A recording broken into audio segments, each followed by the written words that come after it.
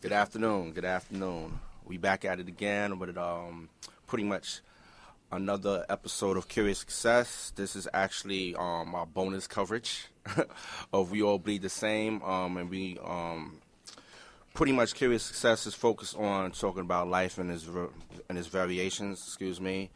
And we're not claiming to be experts. We are pretty much just going in and speaking from the ground on just various life issues, and bringing that information and knowledge to a broader audience to discuss in more detail what we're trying to get done and taking it from there, being curious and building on our knowledge and information.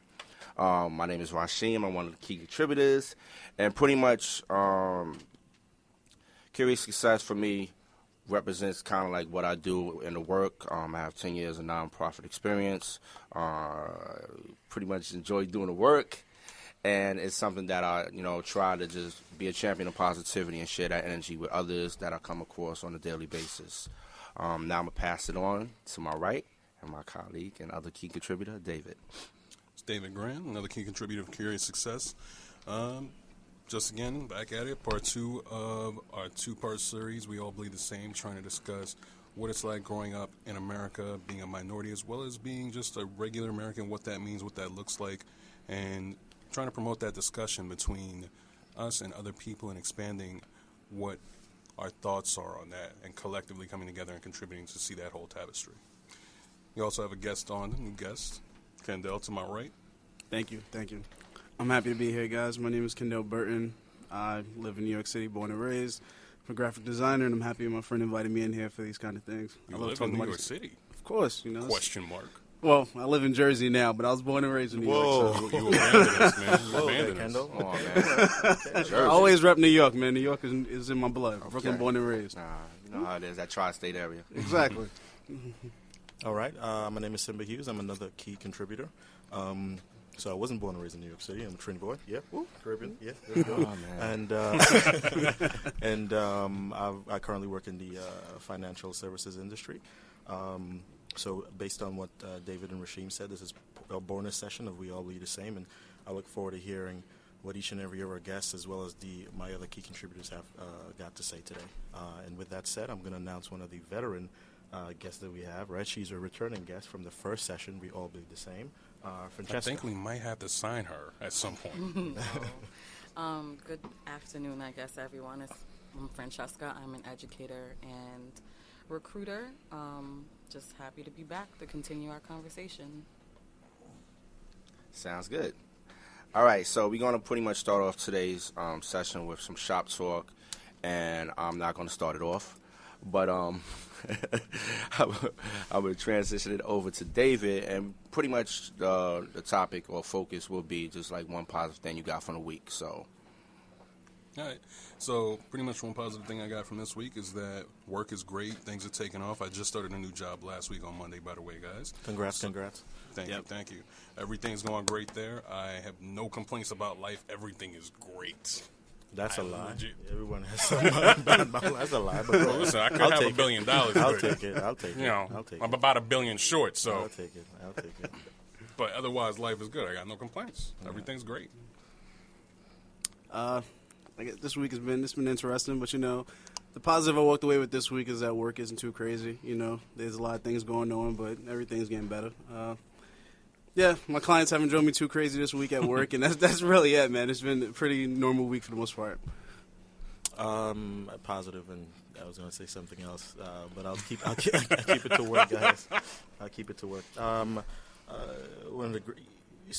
Working on different projects and programs, and finally getting to see, the conclusion of that. Right, so this weekend, I'm working. So Friday tonight, I'm working. Sunday morning, I'm working. And it's all in the, for the goal of seeing what we've built. The company's built like a new kind of a digital platform. So it'll be great to see the fruits of everyone's labor. Right, so I think that's a great positive that I take away from this week, to see what we have all built: product, business, technology, operations, the whole team. So. And y'all said I got so many jobs. All right, moving on to Francesca.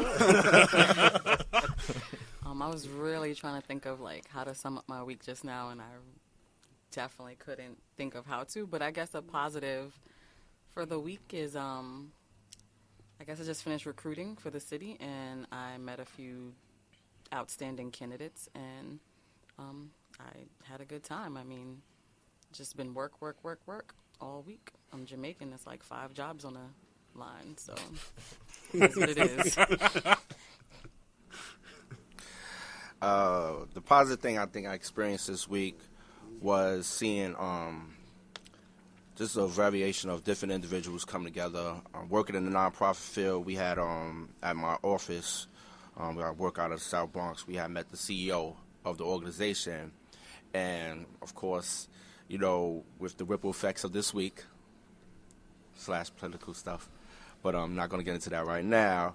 But just based on what had occurred, he was just talking about where we were at in terms of the impacts it may have on the organization in terms of funding and things of that nature. And, you know, in summary, he pretty much said we are solid for the most part. We are going to have to make adjustments, but we know we're going to keep doing the work that we need to get done. And that's the main focus that I took away from the week.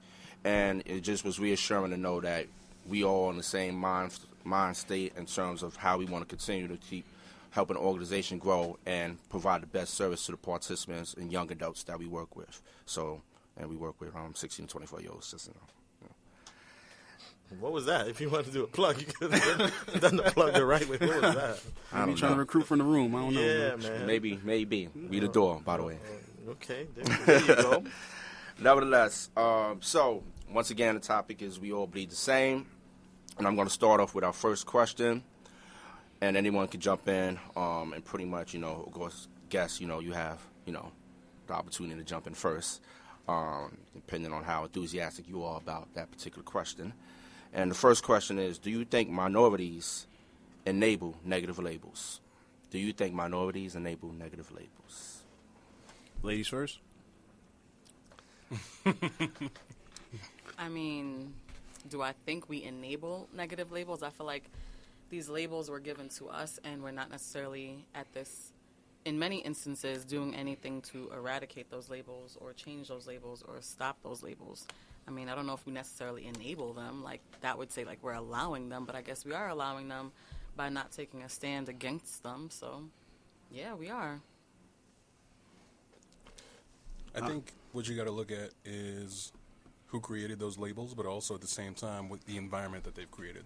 The people who created those labels were people in power who wanted to control those people that were, you know, collectively, if they came together, would be a threat.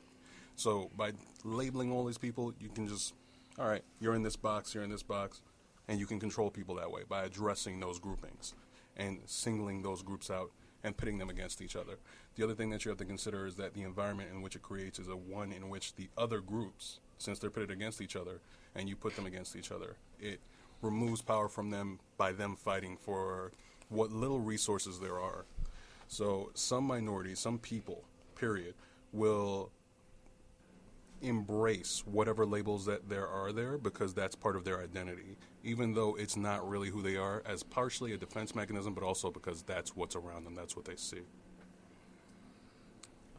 This is a bit of a tough question for me because I take it both ways, honestly. Like, I say yes or no, because the yes is just because someone thinks you are one way doesn't mean you have to be that way. So there's always that. Someone could say I'm a monster, but if I don't think I'm a monster, it's fine.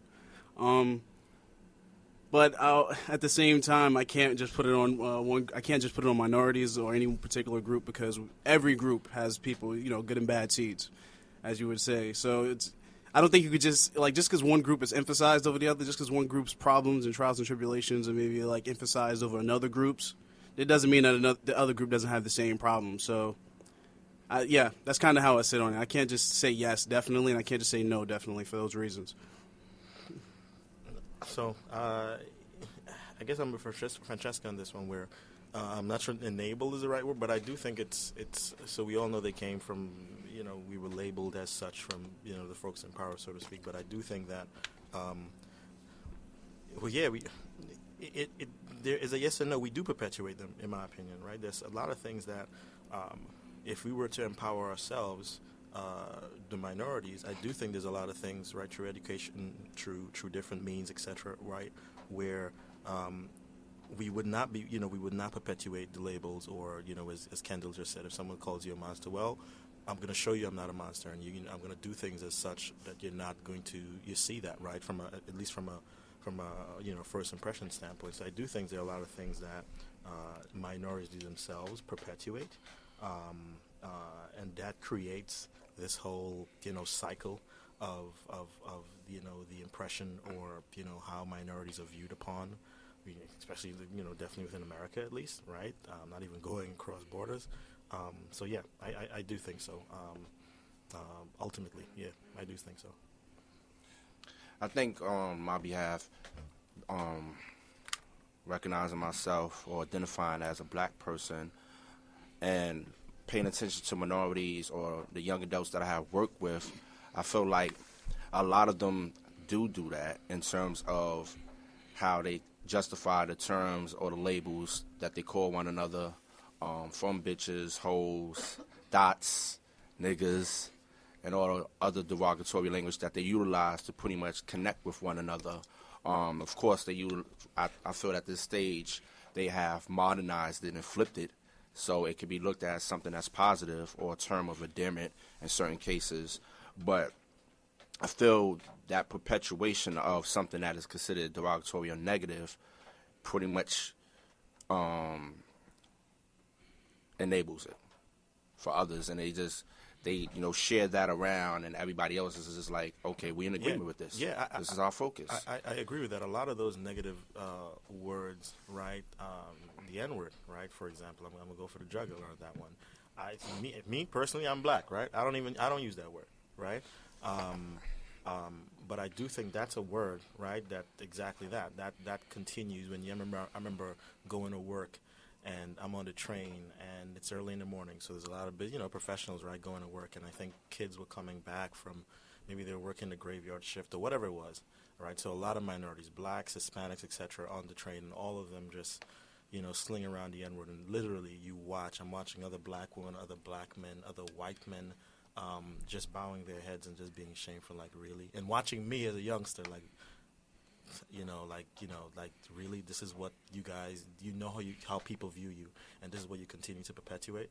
So I agree with you on that, and it's something that still make no sense to me as far as flipping it and saying it's a term of endearment, right? If you look at it, just one last let point. me tie those two things together, what you're saying, what Rasheem's saying. So what I was saying before with the whole embracing it and making it something that's your own kind of thing, or that defense mechanism kind of thing, there are going to be people who perpetuate that ignorance no matter what, and they're going to still call you that no matter if you don't say it, no matter if you try to embrace being the better person, education, etc. That being said, some people embrace it and make it their term of positivity, their term of recognition. So one, just going on that point, that is true. The first point you made, it doesn't matter if we stop saying it, if there's still, if in the other people's, people who are looking down upon you still have that, conception in their heads, whether you say it or not, they're still gonna, right? Mm-hmm. But I do think so that us saying it helps. It makes their job a lot easier, so to speak, right? I don't think it's positive things, right? The second part that you said about, term of endearment, I'll just ask you this, and I don't want to delve because I know we have other questions, but I'll ask you this. Name another race that uses or has used a derogatory term that was used against them to dehumanize them, etc., and made it a term of endearment. No other race has done that. Please feel free to correct me if I'm wrong. There are no other races that have done it, but it's been done plenty of times in terms of our culture. So if you go back to our episode, It's Cool to Be a Nerd, we talked about this in terms of the nerd term, how that's become something that's now positive, that everybody wants to jump on that. Yeah, but that's culture. That's culture. I'm talking but that's about also part of culture. Race is culture. From a black perspective, right? Just going into it. Well, if you isolate it to just that. Yeah. There's no other. Then there's no conversation. No. But wasn't it used, right? From its conception or its origin, wasn't the N-words used against people who were of color, black people? Correct. Debatable, because there's so many roots to that. Like if you look at one of the three books that we discussed before we came onto this, The White Man's Burden. Mm-hmm. It evolved from so many other things. There are so many root words in terms of description of genealogy and lineage from all those things. So it's hard to say it's just that. Some of it was just, this is a black person, and they actually just ended up mutilating other language that they imported from someplace else. So it's hard just to pin it down just to that, but it has become that. So I do understand on the one hand where people are trying to protect their psychological well-being by trying to embrace it and make it a positive. Yeah, I disagree with that. I disagree with that. You can disagree all you want, but that's what they're doing. I disagree with that. Can we agree to disagree? Yes. Yeah, honestly, like, just add a little tidbit to that. I feel like as a culture, black people, we've always took anything negative and tried to make it good. Like, that's just our thing. We've always made comedy out of our pain. Like, no matter what it was, like, think about Chappelle's show and all of the skits about slavery and all that stuff. Like, we've always taken our pain and tried to make comedy out of it. So just, it doesn't feel too different to me. But I do agree with both of you guys. I kind of wish we didn't use it, but I catch myself using it at times too. So I'm a part of the problem. And that's actually a good point. No, that's honest. I respect that. That's actually a good point that you made. I think that speaks to the resilience of a people when they are able to do something like that and turn it around in a way where they're trying to make it be more than what it is.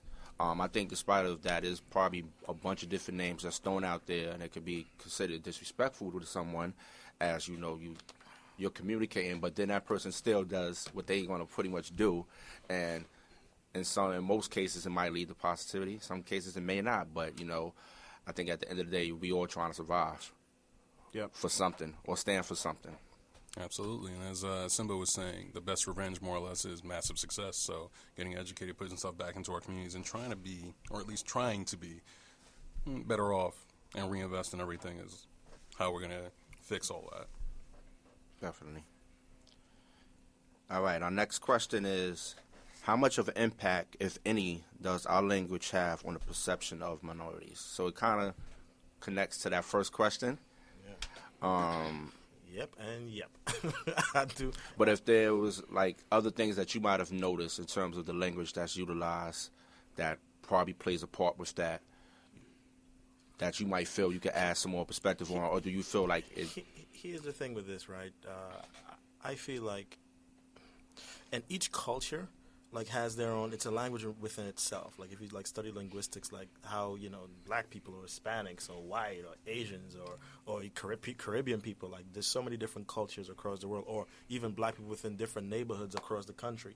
They all have their different cultures within that particular region, which relates in different languages that they speak amongst themselves, right? So I don't think I'm not saying to a certain degree that you should stop because it's something that the culture is created, but I do think I always try to view it as, I always say, like, like if you're going to church, at least growing up, you act a certain way, like I'm not going to talk the same way I'm talking to my buddy, playing video games when I'm home, and I'm not going to go in church and talk to the same way with my parents and my other family members and the pastor and, all the other people of the congregation, right? I'm going to adapt to my environment. I'm going to wear a suit. I'm going to, same thing when you're in a professional environment. If you go to an interview, no matter, where you're coming from, the idea is you kind of get your act together and you are a certain way. So I code switch? Exactly. Yes.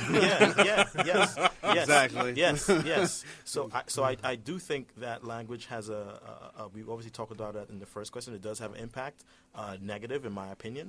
But part of me feels like that doesn't mean that the cultures need to, like, stop it and say, okay, you know what?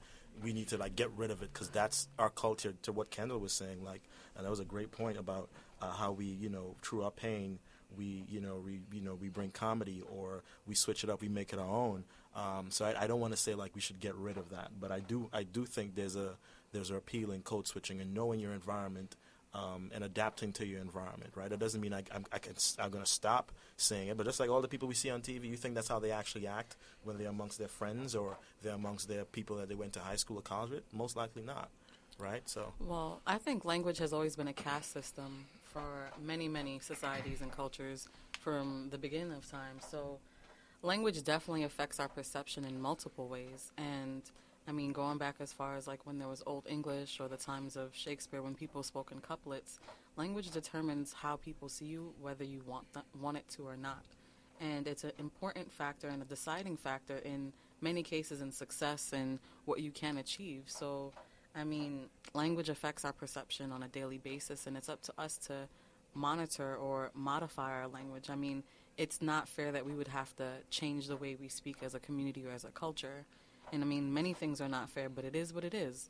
Language of power is not the language that we speak, and if we want that power, we have to speak their language. And until we as a people understand that and understand the full ramifications of resisting code switching, then we will forever be a lower class. I mean, we are casted because of our broken English as a lowest class, in American society. And until we up our language and up our linguistic game, then we're going to be stuck there. I mean, it's Linguistic game. Linguistic game, baby. Like the way we speak impacts the way we write, the way we write impacts like the access that we have to certain things and the privilege that we're able to gain. And yeah, language affects our perception of us and ultimately our entire lives. Can I comment on that real quick? Like, I agree with everything you guys said. I feel like out of all of this, like the language thing is like the most beautiful to me. Like whether I know the language or not, like think about on fleek or stuff like that. I'm not going to talk about the negative stuff like drugs and all that. I'm not talking about that. That stuff could stay on the chalkboard. But like the beautiful stuff like on fleek and things like that, like those cultural things, I think it's just beautiful. Like whether I'm in company of people who get it or not. Like most of us, I would assume, work in corporate America, right? Like we know what corporate America is. We call it that for a reason. We know the person we're most likely going to answer to is either a white man, white lady, whoever. It's going to be someone white. And they, whether they came from where we came from or not, they might not get some of the things we said or even do. And its language is also skin color. It's a lot of things. But I'm not going to lie. One of the most beautiful things, in my opinion, is when I say something at my job that nobody gets. I love those moments. It doesn't mean that I'm trying to be smarter than them or make anyone look bad. I just love those moments because I feel like I'm happy of where I came from. Like I said, Brooklyn born and raised. I live in Jersey now, but I love where I came from. I love Brooklyn. Everything comes to mind when you think of Brooklyn. Biggie, Tupac, all them dudes. Like everything Brooklyn. Just it's there. And I love it. I love those moments. I mean, one time I went to a meeting, in a meeting at my job, and I was asking anyone if they heard a particular Wu-Tang album. And everyone just kind of looked at me. But this one girl, and she's a white girl, but she grew up around a lot of different people. She has a diverse friend group and circles, so she knew what I was talking about. She was like, "Oh, I love that song from Wu-Tang." And me, I had like a good 5-minute moment just going on talking about Wu-Tang, and it was beautiful. And nobody else got it, but we didn't care because we just bonded in that moment. And I feel like if you want, you should have friends from everywhere. You get that from having friends everywhere. Like I learned things about the Asian culture from having Asian friends. I learned things about white people from being in America. Like you don't actually need white friends. That's the ironic thing about being in America. Just watching TV, you will learn things about white people. I hate to put it like that, but that's the irony of it. We say what corporate America is because we watch TV. We know how white people are expected to act in these settings, so we adjust to those settings. Now I'm not saying that's bad. I'm just saying we learn how to adjust to these different settings. But I think they're all nice. David, you want to add something before? No, I think you all covered it. Like every possible thought that I could have, I think is covered just now. Well, one thing I was thinking about, working with youth and primarily Hispanic and African Americans, I noticed that they don't read a lot.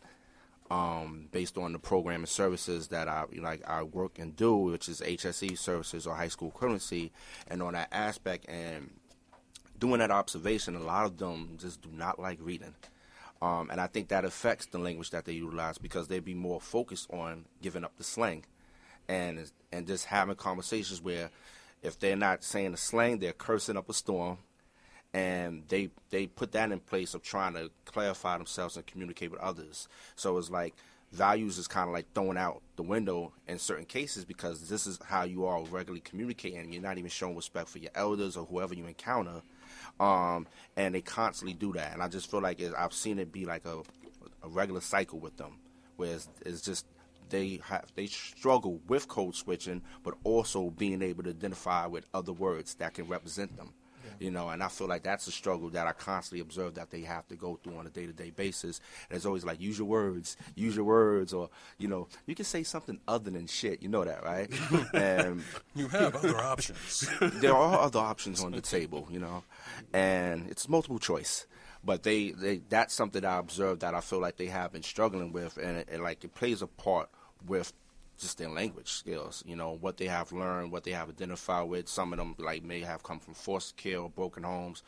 Dysfunctional homes probably all around, that probably led to them needing a service from the particular organization that I work with. But regardless, I feel like that plays a part with kind of like a lot of black and Hispanics, minorities who will give me the appearance that they are struggling with learning the English language. So you do think it has an impact, a negative? Do you think it has a negative impact? Yes. Those kids, okay. Absolutely. I think it goes back to what Francesca was saying, that it's kind of caste system. One of the funny things that I ran into when I was doing, this is randomly, some research on the internet, the people who are wealthy change the names that they use for naming their children every so often, because when that name becomes more common, it becomes more commonplace and more lower value. So they will change the naming scheme of their children with that language and retain power in that way. Something to think about, huh? Yeah, I see your face. No, because I'm like, you know what it is? I'm not saying that it is untrue. I'm just thinking of, like, if you're saying wealthy folks change the names of their children every so often based on how common or how frequent that name is being used amongst other lower, like in their eyes, lower class citizens, then why are some? I guess I would need to do more research on it, because I would look at it like there's still names that have been traditionally used that wealthy people still use, right? Well, it and depends they're on what you mean by extremely wealthy common. and what we mean by rich. So you have people who are rich who, yeah, they're going to be in the public eye, but then you have true wealth. You don't really see those people. That's true. Those people are the people that this article was talking about. More so those people who have money, but you don't see them consistently in the public eye. They're wealthy people, but they're more so wealthy on a level in which they make their money in the background. And that being said, you don't get to see what their private lives are like, what those decisions are like, how they make their financial decisions and things like that. That's not information that gets shared with the public, how all those functions work. The regular things that get shared with the public, get a job, do this, you'll be okay. I'm not disputing it. I just need more. It's something More that's something to information. look into. Yeah. It sounds like something that Gotcha. would be unconscious. Like it doesn't sound like something that they necessarily plan. It sounds like something that happens. Like, I don't know why, but the first thing that came to mind was like Game of Thrones characters. Like, you know, stuff like that happens. Pop culture references or shows get really big, and then people start adapting the characters' names. It sounds like that, but almost unintentional. It is and it isn't, because some of the things that they do in terms of the naming structure, it implies certain things, the phonetics, the language. Just like when we talk about, and we've talked about this before, you and me, Kendell, we've talked about how historically black names will prevent people from getting jobs, or how a historically white name might get you a job, might get you in the door, and things of that nature. So those are things that really happen. They exist, and there is a structure. There's like unspoken rules that these people pass down to their kids. You can do this, but you can't do this. Like, I forget who it was, but it happened a while back where some dude went on a rant, and he was like, don't take pictures with black people on Instagram and this and that. It was some NBA owner. This was probably like last year or the year before. Sound like Donald You're talking Sterling. Sterling. Sterling with Yes. his side woman. Yes, with his side chick. So he was getting all out of pocket, like, you can't take pic. You can hang out with him, but don't be taking pictures with him on Instagram. So to be visually seen with black people, and then also like certain things, there are those things that don't do this. It's against the unspoken rules. Things that are implied, but then you don't say them. It's the same thing with language. There's a lot of things we know about language without knowing that we know them. Definitely. All right. Are minorities encouraged or forced to be self-destructive? That's a loaded question, though. It's a loaded question, man. I know when I was thinking about this question, it was, I think it was one could like, oh, is it either black or Hispanics? What about the other minorities, and like, are they encouraged? And I think it mainly affects blacks and blacks and Hispanics, in terms of, through history, what opportunities they might have had, the impacts of the drug game, through the various levels from the 70s, the 80s, to the 90s, crack game was a beast, heroin game was a beast, and so forth. And having those ripple effects, and those low-income communities played a huge impact. And, in a way I feel yes to something, to that, that it was, the liquor stores and all these things, the Chinese food restaurants. That's what came to my mind. With the MSG. They just went organic in, 2000s and something like that. But I just felt like it wasn't a lot of healthy alternatives, and it was a lot of propaganda and misinformation that was circulated heavy, where there wasn't. They had role models, but their role models was pretty much people that kind of like looked like them, and they wasn't like becoming hip hop artists or something of that nature that they looked at. It was like, okay, well, this, or for some people was the drug dealer. Was that person showing that I can get money, but being destructive to my community in so many ways. But, it is what it is. That person felt like they had no other means to earn money and provide for their families or whatever, So, yes, that's my perspective. I definitely agree with you that we've been put in situations in which we are kind of forced to be self-destructive, but it's not just us. The things that control those influences that force us to be in a position where we have to be self-destructive to our own communities are things like the fact that you have so many people from outside of those communities that have businesses in those communities that make money from them. And when you try to establish a business within that community and you're from that community, there's a lot of pushback. There is clear history in black people trying to own businesses in their own neighborhoods or even in other neighborhoods and then being pushed out, even in renting just apartments, housing, anything. There's constant clear pushback where it's controlled in terms of where we could live, what we could do, etc. So you got to look at that, the history of all the politics of that. And I think Malcolm X has a great quote on that where he talks about, look at all these stores that are here and none of them are black owned. You have the Korean store that's down the street. You have this store, just like you were talking about just now. It's all the other people that are coming in. They're taking money out of our communities. So, I look at it like this question. You always hear this, and I think it's a 50-50. Like I look at it like I agree with you, David. I agree that there are things that were set up in a certain way to make it more difficult for us to build our own enterprises and our own communities, etc. But there's also a part of me that so there's a part that we weren't in control of, and then there's a part I look at and say, well, we are, right? You talk about different communities. There are other minorities, the Asians, right? Or you look in certain, it didn't start out like that with them. You look at other immigrants who come across from this country. It didn't start out, in the positions that they are today. But they kind of, grew together, stuck amongst themselves, and say, hey, if we're in this community that they're forcing us to, well, we're gonna own something here. We're gonna build it up, and it took years, right? But eventually they got somewhere. So I do think it's 50-50 for me. While we are encouraged, right, from what David was saying, I do think that sometimes we do not pull ourselves by the bootstraps, right, and say, hey, you know what? We've seen other communities and other cultures who've been in, maybe not as bad as us, but who were obviously, not in the best situations. And they said, hey, you know what? We're going to change this. We're going to support ourselves. And build bit by bit, brick by brick. It took years, obviously, but we're going to put ourselves in a position of empowerment, right? That's where we're now. You in 2016, you go to certain communities within, let's keep it in New York City, and there are certain communities that are, Jewish community or Asian community. Like, you think that just happened?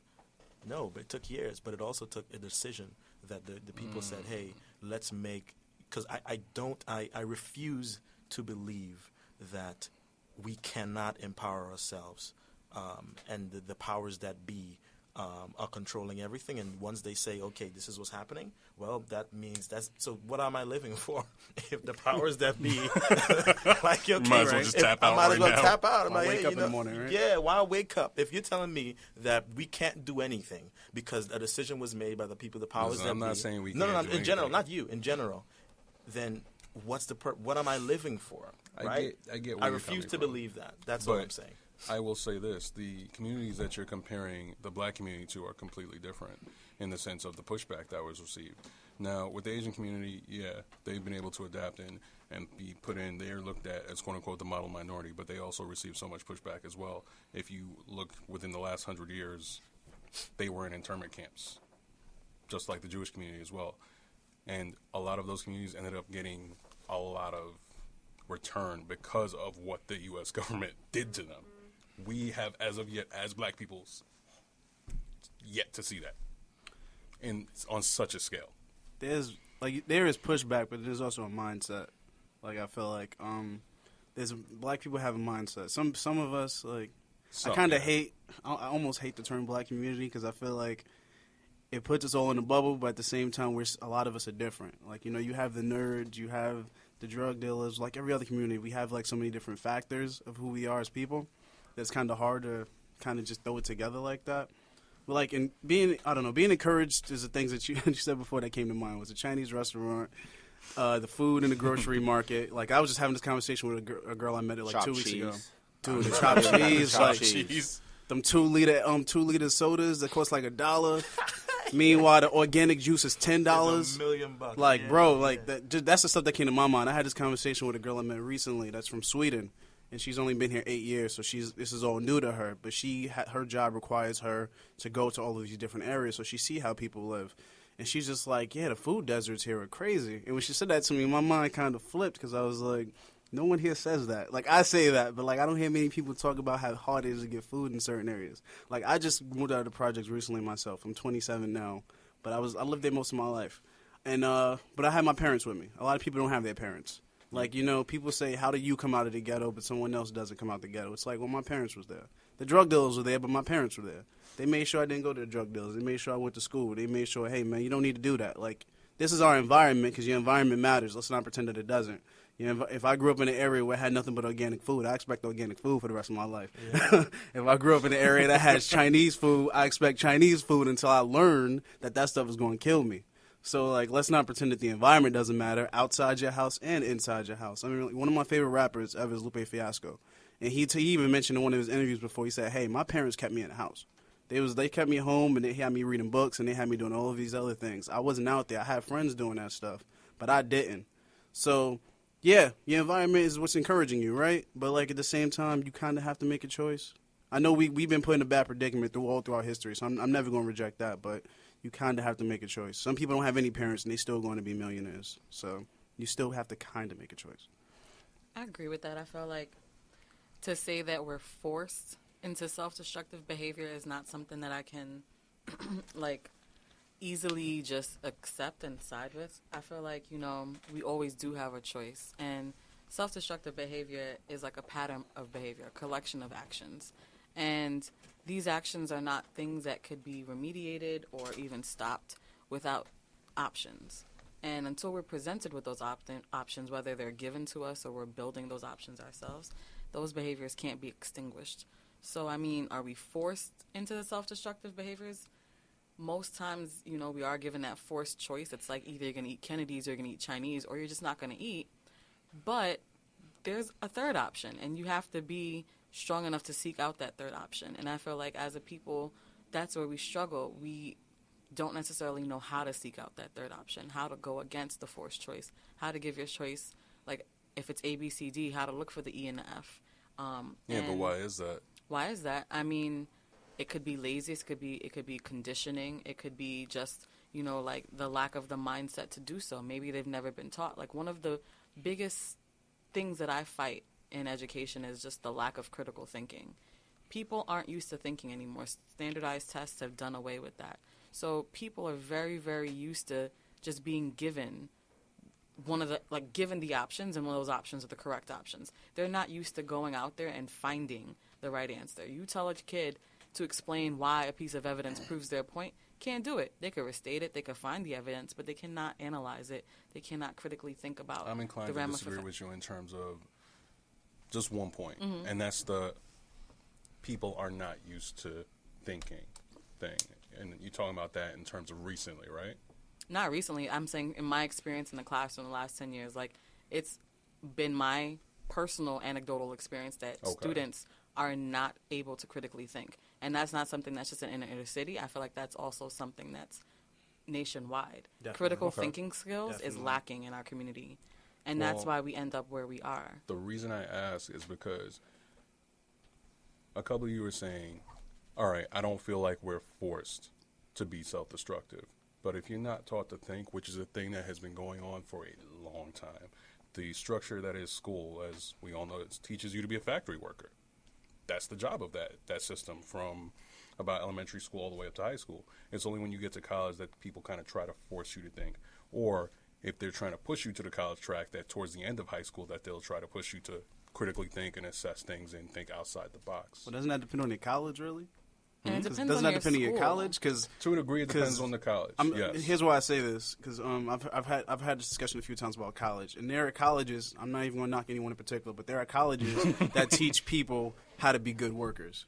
Yeah. In Harvard and those yeah. other schools like Yale aren't teaching you how to be a good worker. They teach you how to be a good boss. That's Yeah. very different. Teaching someone how to create versus teaching someone how to work with someone who already created for them is very different. Totally different. So, like, I encourage college. Like, I would never tell someone not to go to college, but know what you're there for. Like, understand what you're trying to get out of it. My favorite classes in school were always, like, English and things like that because they taught you to think. My math teacher, I miss that dude, Mr. Alexander. He looked like Malcolm X. He was a cool guy. And he used to always tell us, whether you walk out of this class being a mathematician or not, I want you guys to walk out thinking about any problem that comes your way. Just think about it, because that alone could bring so many more solutions. Like you said, some people don't know anything, and some people aren't looking for answers beyond what's there. Like with the food thing I mentioned, man, I didn't know about better food. Like I was just eating what was there. But as I got older and realized I'm going to different parts Pork of fried Manhattan, rice. dude, that pork fried rice was good. But like I still eat it That now sauce every up? now and then, but not that often.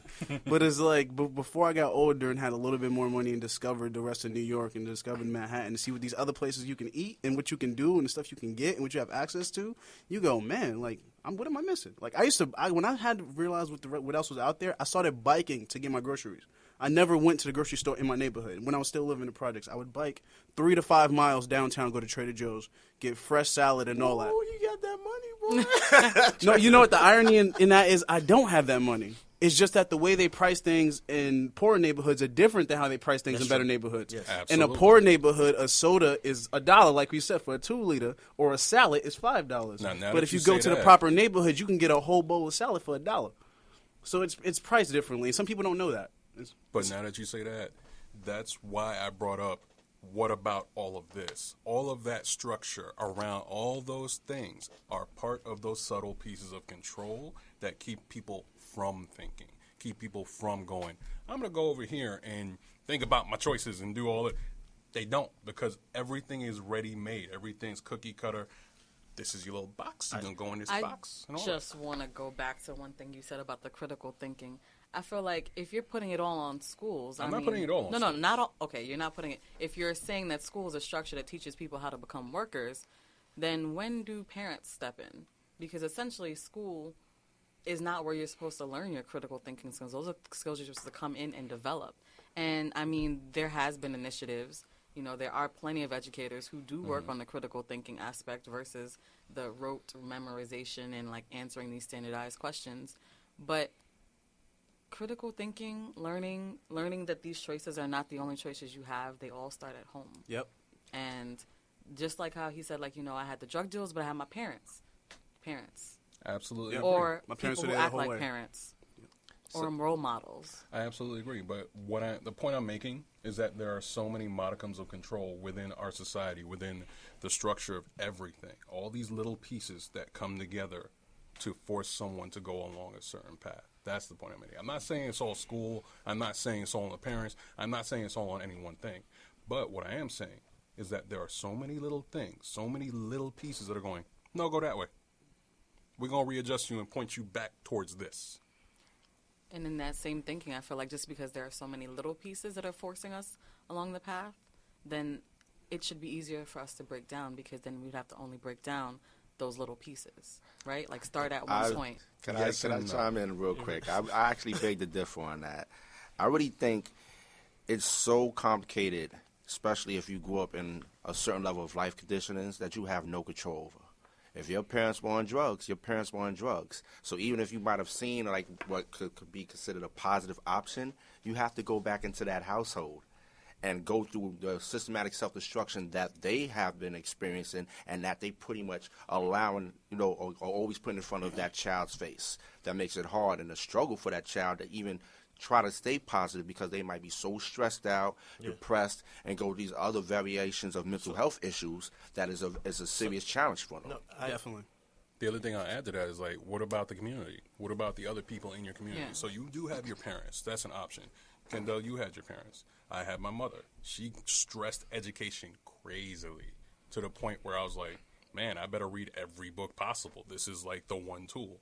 Can I jump in real quick on that community part, and then you can finish your Absolutely. point? But nowadays, the communities is not the same. It's a different value system in terms of communities. But one thing that they say, which I follow, is like choosing my crowd. That's how I'm building out on my community and learning that. But some people haven't learned that. You know, how to choose the right crowd. But to me, you would get that when you're older. Go ahead, David. Yeah, but at the same time, if it takes that long for you to get there where you're choosing your crowd when you're older, your formative years are from when to when? When you're younger. Yes, I couldn't tell you the exact age. I'm sure Your foundation is now already set up. So now, in addition to that, in addition to being reinforced by maybe a poor community, being reinforced by people who are around you making bad choices, being reinforced by all this media and advertising, it's death by 1,000 cuts. Here's the thing. So I agree with you, but I just always, and my friends tell me about this, and I'm like, whatever, man. I just look at it half full. The same way with the bits and the you said each path has each, you know, and Francesca, you like, well, maybe it's easier to knock down. I just try to look at it that way, right? I you know, growing up, I had my parents, at least initially, and then my mom, it was there, my dad was up here, right? So, but my mom was very, the Caribbean woman, very strict. Yes, we both know about that. We both know about that, and right, there's certain things I couldn't go outside and do different things, and right out, so, but I get what Rasheem is saying, and he has a valid point, because I do know there are some people who are from those environments that really didn't foster care system. Yeah, and they didn't have that option, right? So I'm not saying that what you're saying, David, is invalid, but I always try to have, we understand our backs against the wall and what's being pushed on us, but I also say, well, let's try and be the best we can be and empower ourselves, and there has to be a way, right? I just always try to end up in that positive glass Listen, half full. I have all mindset. the hope in the world. I am a very hopeful person, and I'm the person that will be first to go, how can I help you? How can I help you move along that path, do whatever you need to do to be the most successful person that you can possibly be? One of my favorite things to say is, I'd rather you have a job and you be successful at whatever it is you're doing, because then in 10 years, you won't be dilapidated and broke and coming to try and rob me. So therefore, I don't have to worry about you. Nah, I wasn't going to. So That is true, though. I am a person. No, I wasn't going to say it. I'm not either. That's the realness right there. Yeah, that's one of the reasons why I believe in all these programs that are out here to uplift people and do things to make them better. And I want them to have a solid foundation, because I do not want to live in a world where someone is coming after me because they don't have enough. I don't want to live in that world, because then if you have what you need, we can just be friends, and then we can be people who mutually build to make everything even better than it is. Now, that being said, going back to Kendell's point, he didn't know that there were things outside his community till he got to a certain point, and then he was able to do those things. Yes. So while you can have all the hope in the world, you can go, yeah, we could do better. But without that information, without exposure, without being able to do all these things, that is privilege. Yeah, you got to get that. You got to get that. Yeah, no, yeah. You definitely got to get that. I agree. I remember, sorry, I know we got another question to go to. Real quick. We've speeded on this for a minute. Quick note, one of my last jobs before I left college, I was working in an art store, and it was run by an Asian family, which was pretty awesome, because they just kind of passed that art store along themselves, which was pretty great, which is beautiful in of itself. One thing that the owner said to me, because me and him would always have good talks on Saturdays when it wasn't that crowded, and he said, man, the projects, like, he was like, it's always weird to me, like, not how they live, but it was just weird to me why they stay the way they are. He was like, I never understood why they just, like, kind of stay poor. Like, I don't get why the government isn't stepping in or other people aren't stepping in to make it better. He was like, honestly, if it was up to me, I would just grab a bus every Saturday, go pick all them people up and take them somewhere. Just somewhere they never been, because some people never leave their block. Some people never get that exposure. And he was just like, if it was up to me, I would pick them all up in the bus and just take them somewhere. I don't know. Philly is like 2 hours away. I'd take them there, take them anywhere. And, like, that alone would help, because it's exposure. Like, you got to see something else. You got to see beyond the two blocks. I was speaking with someone. They said they never left Brooklyn. There's an crazy. episode of Sex and the Never City left. where there's They a dude never who went to never the- leaves Manhattan. That's crazy. That's crazy. He was like, everything I need is right here. I don't have to leave. Why I got to go? And they never venture out. And I think that's one of the reasons to be really thankful for the technological age that we're in, because you can leave the Bronx, you can leave Brooklyn, but never leave your home. And I feel like that does help certain people see the other side.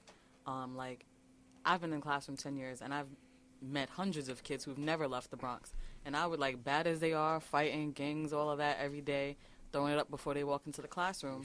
And I take them to Broadway, and I'm like, all right, dismissed from the site, because, you know, I want to go home. I'm not trying to take you all the way back to the school and have to go from there. And I'm like, all right, y'all good? We good? And everyone's like, no, you got to, like, take us back. And I'm talking, like, 19-year-olds, like, taller than me, taller than, like, you, like, and they just don't feel comfortable because they've never left. But They don't feel safe. what I've seen over the years since social media and all these other things are now more present in their life and more accessible in their life is that they're being exposed to other things. They know more things about society that they did not know before. And I feel like that's one of the contributions of technology. So are you saying this is becoming normalized and that breaks down those walls? I don't know if Helps. it's breaking down the walls, but it's Definitely weakening helpful. them. Yeah, Yeah, it's absolutely. helpful. Like, you know, like you're going on virtual college tours. You can't go to Oregon, right? Your mom and dad can't afford for you to fly out there and go to the university out there. But you know what? You can go on your phone and go to the Instagram page of, like, the college, and you see all the tags, and you're like, oh, or a lot of my kids are on Snapchat. And, like, my seniors graduated last year. They're all friends with the current seniors now and the current juniors now, and they see their experience. Like, you're literally watching a college, like, reality show on the Snapchat feeds because, like, you see the work, you see the labs, you see the Reality party, show. you see, like, the lunchroom, you see everything. And, like, all my kids are like, yo, did you see so-and-so snap? Ah, that's crazy. I want to go there now. And it's Yeah. like, oh, but last week you wanted to go to BCC, but now you want to go to UA. Okay, cool. You know, like, I feel like that is playing a role. Absolutely is. The one thing I want to say to that, I'm sorry, Rasheem. This guy Sorry. keeps on going. Sorry. Now, that being said, with all that accessibility and how that is shaping their perceptions, I got to flip it back to what I said before. You have all these things contributing to people not knowing. And that death by 1,000 cuts, because this becomes normalized. This is reality. This is how things are supposed to be. There's only the Chinese food restaurant, the liquor store down there, and that. I have a 5-block radius of what my life is. So some people can't escape that. It's hard. It's very difficult when it seems like that's all there is. All right, we're going to Could transition. have ended on a positive note. I mean, I was going to say something else, he could but have I'm ended going to on let you go ahead to the next question. Go ahead, Rasheem. I was Go like, ahead. no, You know, positive. sometimes Show ain't over yet. sometimes those moments where you feel like, you know, is a question that really drives the thoughts to just keep being provoked, and it just is what it is. Multiple points were brought up there, so I can definitely understand, Francesca, if you want to see David outside. I got plans. You want 5 minutes? You want 5 You minutes? know, I definitely get that. You know, All right, we'll I'll meet try you by the Chinese restaurant. we'll try to arrange that. All right. So this question might be rephrased. And if, you know, David or Simba, if you feel like you want to rephrase it as it's presented to the group, that's fine. Does a minority's freedom of movement and enterprise come with limitations? I think we just beat that to death. Like, Pretty much. you beat that question down a few minutes Yeah, ago. that was like part B or part A to the previous one. All right. How can we better represent ourselves in the face of various prejudices imposed on minorities? You need me to repeat that? Nah, I think you're- I think that goes back to what I was talking about before. And actually, we recently posted a quote on a page by Frank Sinatra where it says, "The best revenge is massive success." So, in what I like to do, me personally, like if somebody tells me I can't do something, it irritates me. It gets under my skin, and my revenge is to go, all right, whatever you just said I can't do, I'm gonna go practice this for 10,000 hours until I perfect it to the point where you have no choice but to come to me and go, yo, you do that thing that we talked about that I said you weren't good at. Now I need your help. Now you have no choice but to show up at my doorstep and accept help from me, or at least acknowledge that my level of skill is reached to a certain point. I don't feel that, like, we could, of course, we can always better ourselves, right? Like, life is about growth. But I feel like if the question's about should we better represent ourselves to do away with these prejudices, like, it's not our fault. Thank like, you. It's the other side. So it's not about what we can do to better represent ourselves so they don't have these prejudices about us. It's about they need to open up their mind to the implicit bias that they were raised with and have and they perpetuate because it's them. It's not us. So if it's not me. Like, if you think I'm X, Y, Z, that's fine. You think I'm X, Y, and Z.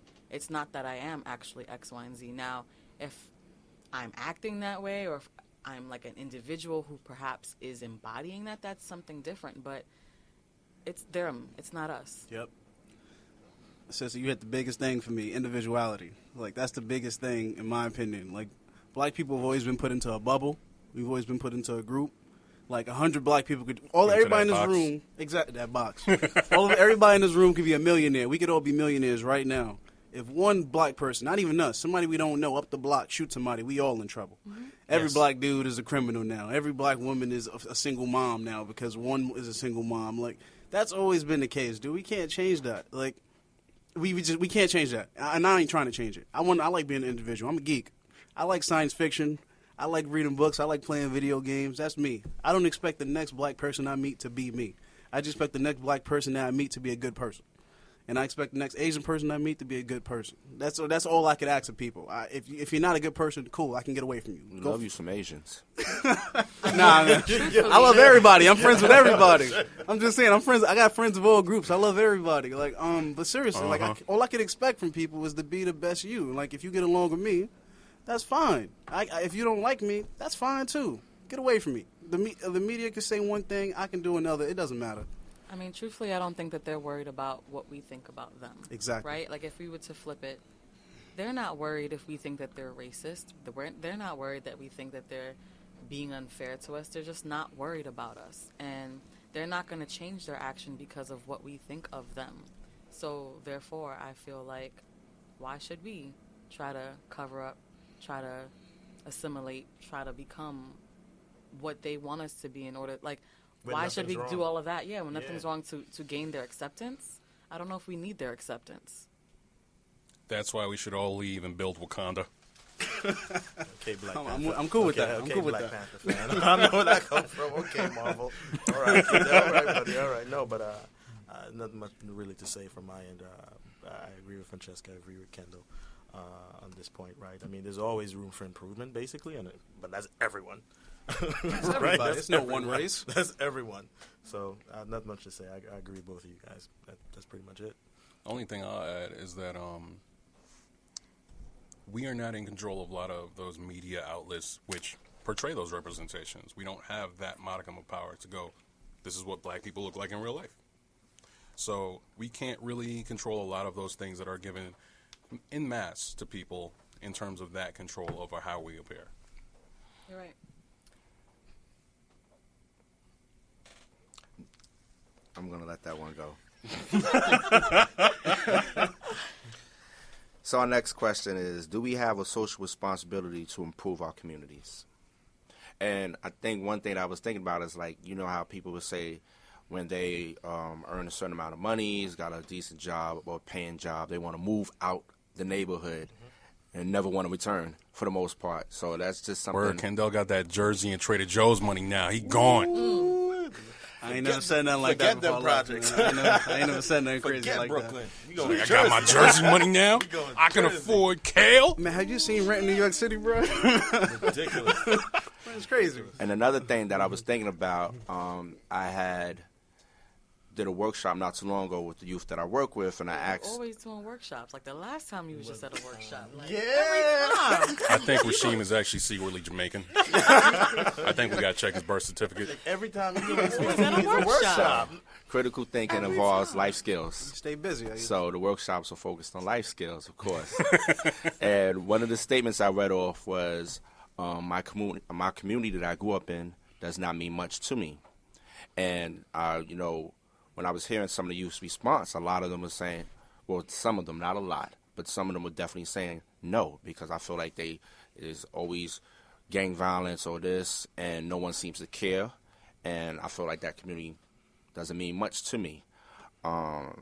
So hearing that was actually kind of interesting, because I felt like the community I grew up in had all of that, but it also helped me shape my character, and granted, like, a lot of people were fighting but there's other ways to channel that energy, and understanding how, not just surviving but fighting. And I kind of look at that as a combination of how one looks to succeed, and builds on, that strength that they feel like might have been, kind of somewhat misinformed or misrepresented, but then they found other ways to utilize that and see other ways that they can build on that strength in positive ways and be a better person. I even, just from a social responsibility, I'm just going to start even the very simple things that I always used to. So I initially immigrant. So I immigrated over here, and, from a citizen now, etc. So I voted. Woo, yeah, we go, yeah. But congratulations. Yeah, but I even looked at the small things, man. Like, I remember going to different communities when I first came here and going in other white neighbors and different things like that, and growing up in America, and I'm like, with the neighborhood I used to live in, I used to see like people like simple things like walking your dogs and not picking up the poop. I don't want to curse. Not picking up the poop, or like throwing trash around in the neighborhood. Like, to me, just very small things where it's like, I live here. I should have some type of pride about the place that I want to live, right? Whether it be the streets that I walk around in my community, the apartment that I live in, the building that I'm around on my block. Pick up the trash. Put the trash in the bin. Pick up after myself, right? And I always used to see other communities, and I always used to marvel, like, why can't we do that? Like, because they take pride, because they live there. Like, I remember going out and someone literally, like, messed up the trash outside, and the neighbor was like, no, you can't do that. You better clean, and they had to go in, because they take pride in their neighborhood, right? So even just from a simple, basic level, I feel, yeah, I'm not even going to get on that level where if you have enough money and you move out that's a whole other issue. But I always feel like we're looking at you, Kendell. You can look at me all you want, bro. I am living in Jersey. I am happy, bro. Just on a basic level, I always feel that, yes, there are many things that you can do without the need for some financial backing or whatever, or financial empowerment to say, you know what? You live in this area. Treat your neighborhood better. It starts from there. It's basic levels that you start from. And to me, in my opinion, I don't need some wealthy guy or the powers that be to tell me to pick up after my stuff, right? That's definitely basic fundamentals that you can be, in my opinion, be aware of, right? That I grew up, hey, just like if when we're in all in the studio, I'm not going to leave my trash around here, right? Why would I do the same when I go back home? But people do it, right? Oh, yeah. They do it all the time. You're looking at the right dude. Right? I just moved out to PJs. People where I was at, it was crazy. People were peeing in the elevators. People doing all kinds of stuff. And don't you think in my opinion, that's a basic, I think it starts from there, and you build on those foundational levels that you've created and say, hey, you know what, I have pride in where I live. I have pride in my neighborhood. I don't need to, I go other places and I treat it better than where I actually live. Ain't that some messed up stuff? It's crazy, but I think it's one of those things where either some people don't see value in themselves, so they reflect that in their environment, and then also they don't feel like they own anything, so they don't feel like they should take care of it. I don't agree with that. Like, I feel like if you live somewhere, I'm not stepping over pee. Like, I'm not going to pee somewhere I know I got to walk past. That's just not smart.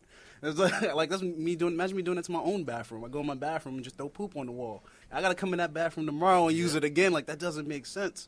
But some people don't see value in anything that they have or anything that's around them, so they're willing to do anything crazy like that. Would I do it? No. But I could kind of understand what they're thinking, but I don't agree with it. Because you could give, what for all we say about the projects, how it's beat down, this, that, and the third, you can give everybody in the projects a mansion. If they treat it the same way, it'll look like a project. It don't matter what you give them. If you give everybody in the PJs a mansion, $1 million, all you want, give them the big house, the condos, everything. If they don't see any value in anything they have, them mansions going to look just like the PJs. They're going to be beat down. People going to break the elevators, everything else. So it's a lot of things, man. All right. Presently, are there any real leaders for minorities? Nope. Yo, in my opinion, no. Okay. Whenever people think of leaders, I always say they dead, man. Like, I'm not saying we never going to get leaders again, but every leader we had was killed. So whenever I hear people talk about you don't have any leaders in your community, I'm like, why y'all keep killing them? Yeah. And granted, there's only going to be a new one. I can be considered a leader. Everybody in this room can be considered a leader, and we could all talk to 5 people today and 5 people tomorrow and 5 people the day after that and build something. Yeah, that's what I want to go on. And I think that's what the future is. I think that's what it is now. Like, a lot of those movements died because one person had all the ideas, right? Mm-hmm. Like, you had the Black Panthers, you had Fred Hampton and them dudes. Like, when the leaders got their head chopped off, everything else fell apart. Because a lot of people didn't have the knowledge that the leaders had. But now we're living in a space where people are more encouraged to pass their knowledge on to somewhere else so that the next person is a leader and not a follower. That's why things like Black Lives Matter won't just go away, right? Like, they can discredit one person, but there's so many people moving within it. You can't just shut it down like that. I mean, I don't necessarily think that there's any, like, one go-to leader, right? Like, you point to, like, a Fred Hammond or whoever. But I definitely do agree with you that it is important that we are all leaders within our communities. So are there leaders in our communities? Of course there are. I mean, you know, like, whether it's a pastor or it's a teacher or it's the lady that runs, like, the tenant association or the one that organizes the community events for the kids in the projects, like, all of our communities do have leaders. Perhaps you don't know their names, but maybe you don't need to know their names because it's their impact and what they're doing that matters. So, I mean, I think there are, and we just need to continue to make that commitment to continue to lead in our communities. I feel eventually that will, the sum of those parts will account to something magnificent and great. I agree with that, definitely. There's like a lot of people that I know that are community organizers and all that, and they're more or less like pockets of people that lead within their own smaller communities, and that's what it's become. There's no like outright one person anymore. There's a lot of small pockets of leadership, and I think that also has to do with technology and us getting all the information now between smaller scale people, and we're trying to affect change on smaller scales in smaller neighborhoods and whatnot. Other than that, yeah, there's no longer that one. Yeah, that's what I was going. That's how I interpreted the question. That's like, good though. The MLK, the Malcolm X, like it's not like the one person. Medgar Evers, Exactly. all those guys. That's gone. But I do think, to your point, if you're going on that level and leaders within ourselves, yes, that's to me where it's possibly going, right? I don't, there's not any one main leader like we used to have in years past. And I think that might be more valuable and more conducive to change because, I mean, if there are leaders in every facet, then you can reach a larger majority of our population. Yep. Like you have your leaders in your schools and your communities and your churches, like your business, like whatever it is. I feel like you can just reach more people in that fashion. And to Kendall's point about the assassinations on our leaders, well, by this method, can't get us all. Exactly. There we go. That's the best way to go about it. They can, but you can, but still, They they can. Don't give me that. They can, but still, it's the best way to handle power because those movements died because one person died. Like, and I'm not saying that it's bad that there was one person in charge because you need someone sometimes to be like, all right, this is what we're going to do. But when you chop off one head and then everyone falls apart because of it, that's pretty terrible. And I wouldn't be surprised if a lot of the movements now are the way they are because of that. We've seen that, like, all of these people who have been leaders who've been killed over time, and then the movements just simply went away. You're like, how can we prevent that from happening? And that's a key word for me, movements. Mm-hmm. But that movement consists of networks. Exactly. And I think that's the day and age that we pretty much have right now is, everybody, well, those who are conscious and are looking to build on their networks and their connections, and they open to, diversifying those networks and those connections as well, which leads to people empowering themselves and becoming better leaders. Great point. Like, I literally was speaking to a friend today, Saturday, probably like Thursday, about different things you can do from a political standpoint and how to improve, and what the things that I can do as a naturalized citizen, right, American, mm-hmm. what I can do to hold this person in the president-elect responsible or accountable for the next 4 years of his term, or from a DNC standpoint, or whatever political affiliation you're with. What can I do? And it started with the networks, right? So she reached out, hey, send this person, and through different networks, we are all empowering ourselves for change, to provoke change at least. So great point. Yeah, I agree with that. So I'm gonna transition to another question. How can we support that leadership structure? Do you feel like, besides networking, do you feel like there's other things that we could cite that be beneficial to support further leadership structure? Investing our time, educating ourselves, as well as contributing money. But contributing money, I think, should be like the last thing you really think of. you should really be trying to educate yourself and put your time in to also be your own advocate and also be your own leader within your own community, but just for yourself. I would say continuing to have the conversations. You got to share that knowledge. You got to be willing to take the initiative to share. Always share the knowledge. It's a vast amount of it that's out there. People should be more open to sharing their experiences and their wisdom, their understanding, their perceptions of how they see how one can be productive in life, how one can best succeed. I think that's very important, is just having those conversations and keeping them going and not stopping it, the critical thinking, bringing up things that are thought-provoking, and having someone, like, walk away with, like, you know what, you really made me think more about how I look at myself or how I look to, like, succeed. So these are things that I feel are really important in terms of that. And just to tack on to that, right, I always want to say this, like, there's so many problems going on, this group, that group, this country, that country, etc. I always like to say, and I think, we talk about things and, we complain or we're frustrated or we talk about the problems, but I think another great thing that we all must strive to do is talk about the solutions, right? What can we do to provoke change, right? I think, I have friends that we get caught up in talking about this and what went on in Haiti and this is wrong and the corrupt. Okay, well, that's fine. We understand that, but what can we do? You help me, right? You're more affiliated with Haiti, for example. You help me.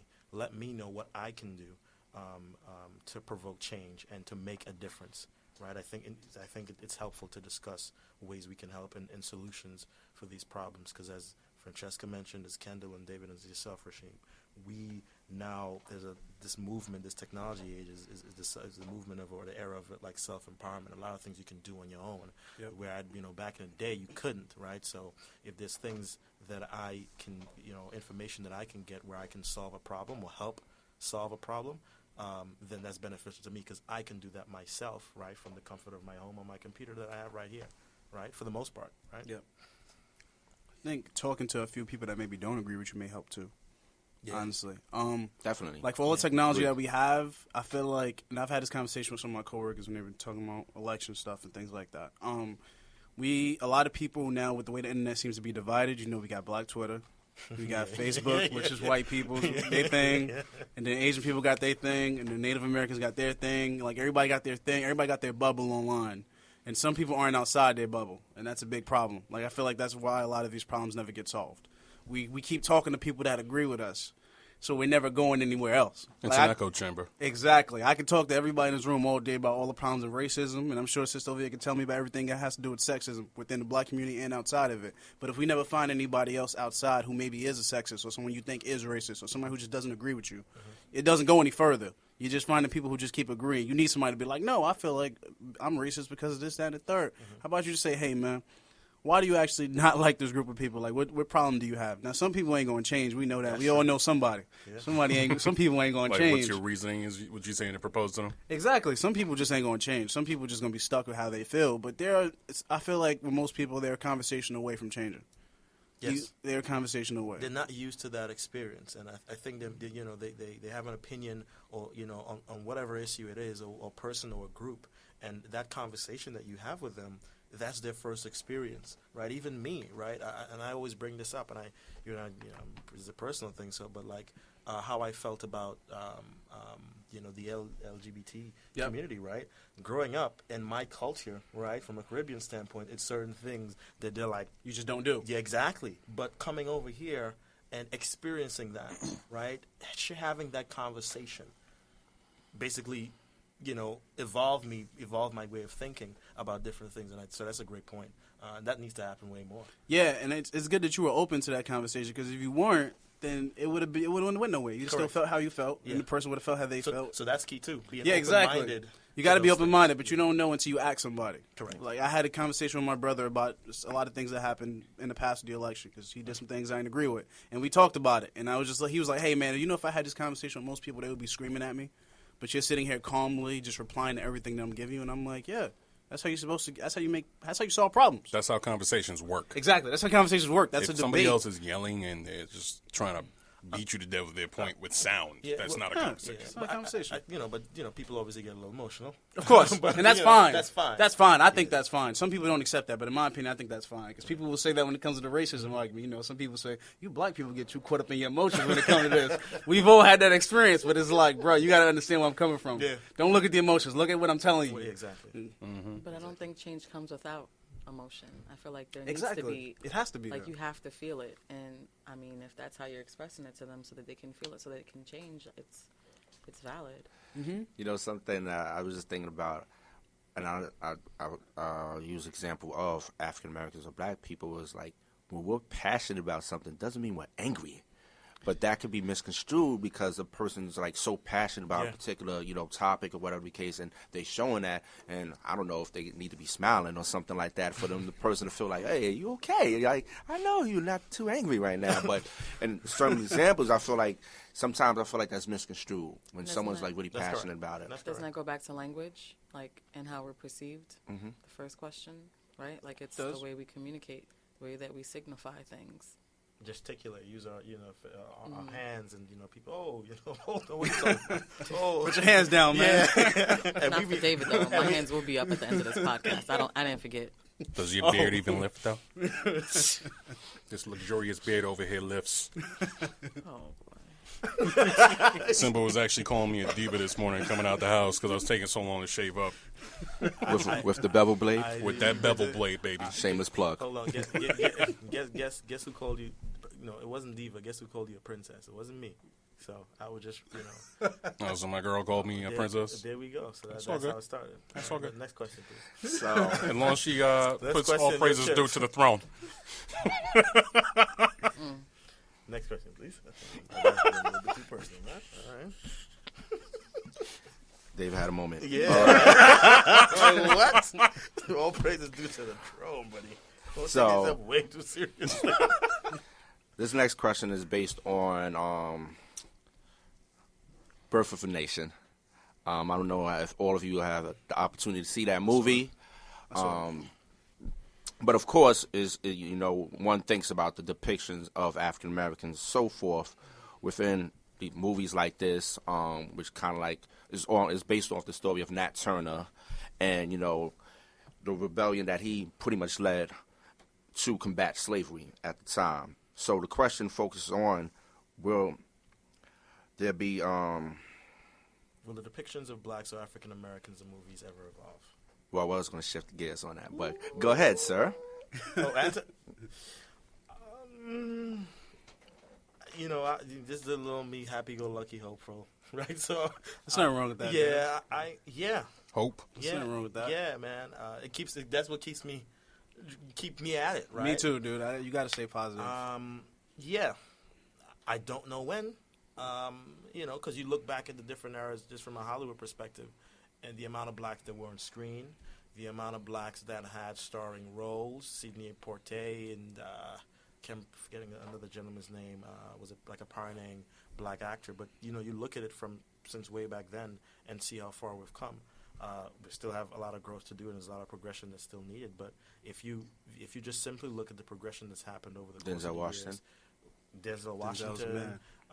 right, and the new actors, the young guys, Michael B. Jordan, I think is one of the next up and coming guys.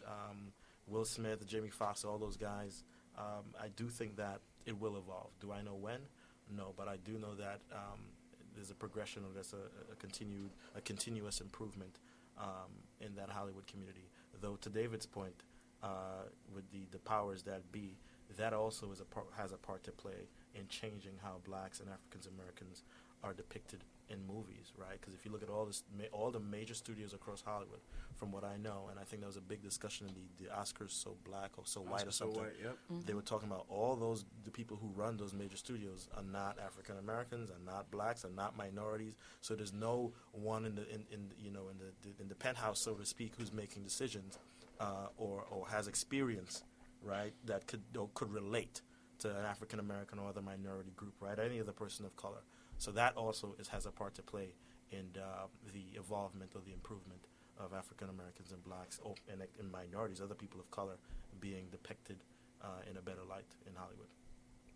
feel like the images that we see of ourselves on screen will change when we realize as a people that our black dollars matter, and that's when it'll change. So when we have the money, or when we take away our money from it, and they start to see that we're no longer supporting the lower visions that, or like the one track minded, or in the one boxed like visions of us that they give us, then they'll change it. They respond when our money shows that they need to respond. Yep. That's definitely true. That was the first thing I was gonna mention, because whenever I hear backlash about any movie that's coming out, when people go, "Oh, they treat Hispanics like this, or they treat somebody like this, or they changed the role to a white person. That person shouldn't be white." I always say, vote with your money, because they ain't going. If they know they don't want to hear your voice, they'll hear your dollar signs. Because if they making 900 Medea movies and black people stop going, we ain't getting no more Medea movies. They're gonna be like, well, Tyler Perry gonna change his mind. He gonna be like, man, they ain't watching this no more. I gotta make something else. Like, I have to make something else. I'm losing money. You bringing up Medea. Bro, Wow. don't even let me get started on that. But you're right. It's that, and then it's also like there aren't enough roles. I feel like whenever this conversation has this conversation with several people, whenever this conversation is had about why minorities aren't shown in a proper light in films, I don't even think it's just that we aren't shown in proper light. There aren't enough roles showing exactly. There aren't enough options, and there aren't enough roles showing all of these sides. Like, no one says this about white people because they're in all the films. So you can see a film where there's a white drug dealer, there's a white dad with his wife, there's a white dude beating his wife, there's a white dude raising his daughter, there's a white dude who became a billionaire from rags to riches. Like, you see all of these different sides that you, at no point do you usually sit down and just go, wow, white people are one kind of way. Like, you can't do that. There's so many roles that tell you otherwise. But with black people or minorities and whatever you want to pick, Hispanic, if you just see gangsters, if you just see drug dealers, you kind of go, well, dude, like, at what point are we not that? But now people are slowly realizing it, because you get things like Empire, even though I don't watch it. But I know some people that do. They love it. You get Empire. You get Atlanta, which I love that show. That show is amazing. You get all of these slave movies. I don't know. I don't think those are ever going away, because people just like them too much. But you get all of these different things. You just have to keep giving people more. You get it more in the indie films than you do Hollywood, though. I watch a lot of indie films. You get a lot of people of color in indie films. Now, Hollywood, you don't know what you're going to get. You're probably going to get the same thing. Just wanted to chime in. I personally do not like the slave movies. I'm not a fan either. I'm not a fan. I watched Birth of a Nation only because I skipped probably every other slave movie in the past, like, 10 years. Like, I'm just not a fan. I was interested in that Turner story in particular. The movie was what it was. But, yeah, I'm not a fan of slavery movies either, because they're usually treated like every other film. It seems almost like white people are congratulating themselves a lot of the time the way those movies are made. It's almost like white people saying, well, thank God we're not them. And they never really reflect on the impact of that till now. It's more so just like, well, those are them. You're you. You're messing up because you're you. You're not a slave anymore. Figure this out. We don't get Jim Crow movies that prove otherwise. Like, if you saw a Jim Crow movie, you'd be like, well, dude, you have to recognize that this is actually a thing. This isn't something that was like 100 years ago. This is yesterday and today. Like, you have to look at it differently. But well, speaking of that, to change gears a little bit, have you seen 13th by I believe Ava DuVernay? I watched that, but that was a black person that made that.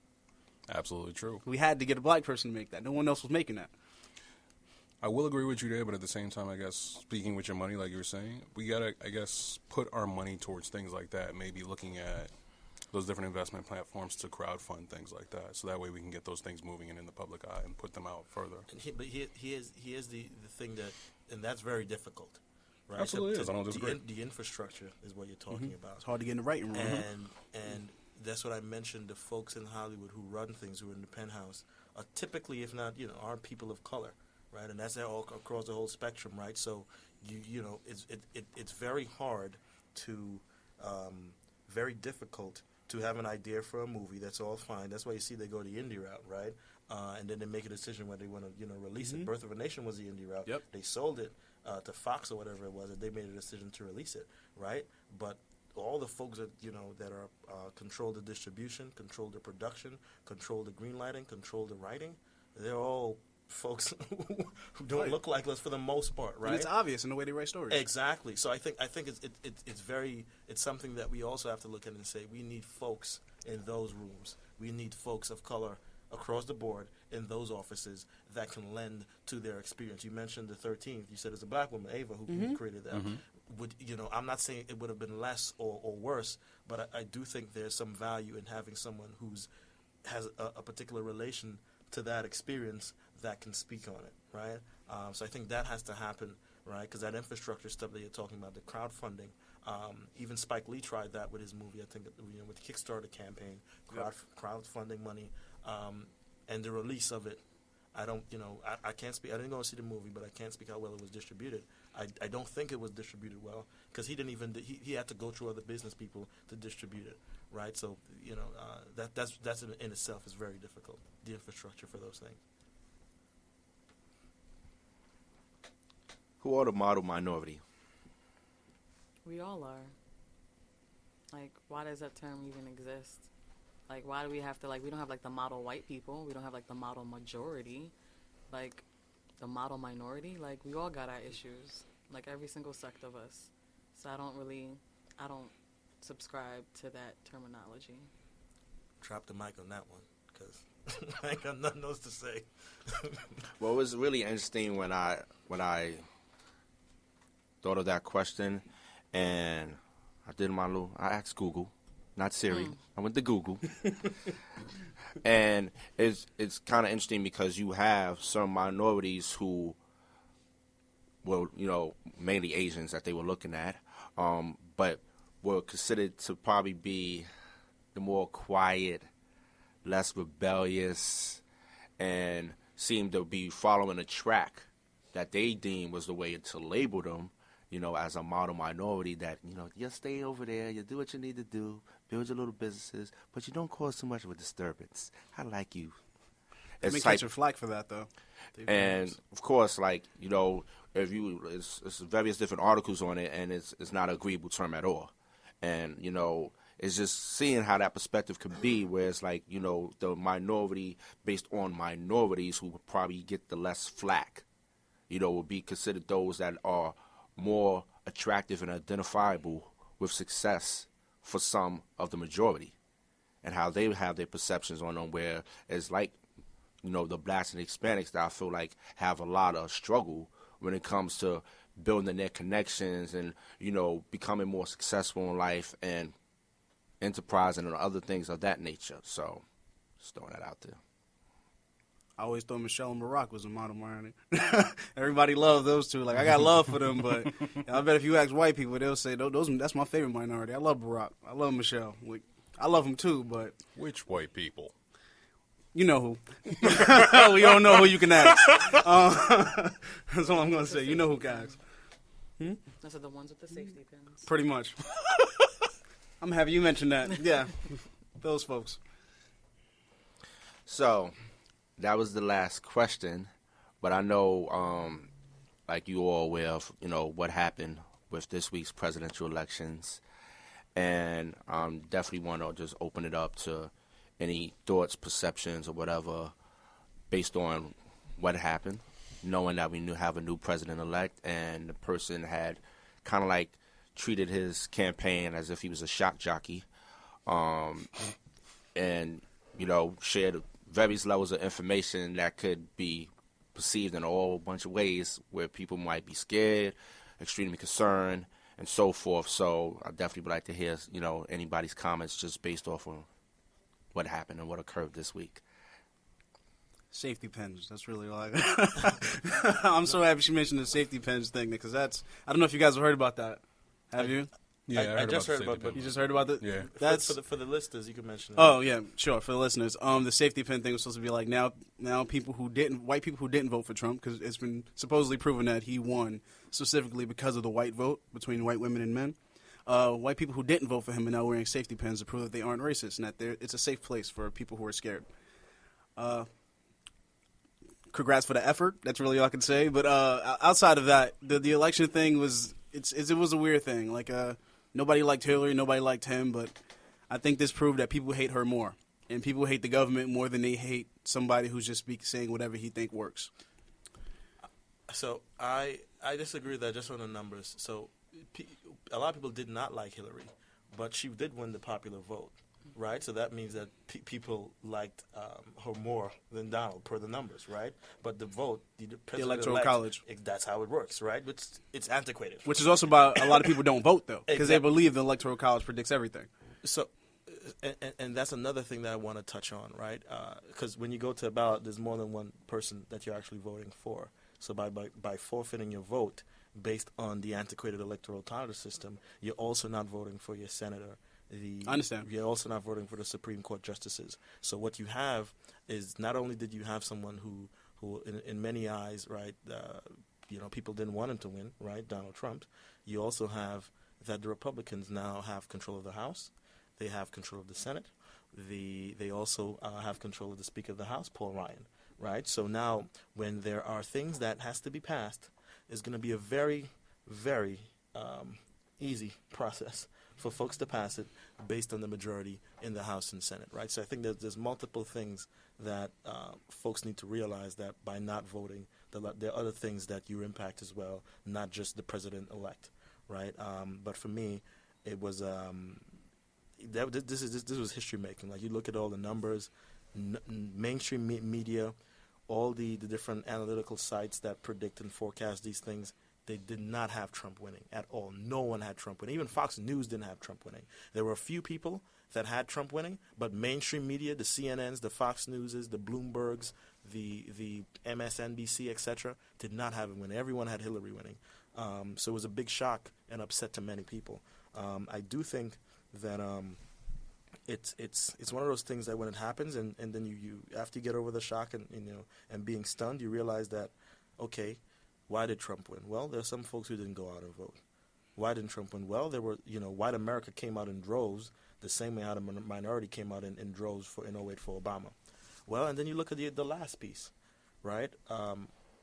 There are a lot of people so they talk about the white America, the uneducated. There are a lot of people in the battleground states, right? The swing states, right? The Michigans, the Pennsylvanias, the Floridas, etc., Iowa, like all those Trump won. There are a lot of folks in those communities who aren't the uneducated, who aren't, the trailer trash. I'm putting in air quotes right now. That people think that usually vote for Donald Trump. These were a lot of the quote unquote soccer moms and soccer dads, right? Who are educated, who are middle class to upper class, who have money, and made a decision not to vote for Hillary because they were frustrated. Right, they were tired from the Democratic side, so they said, hey, you know what?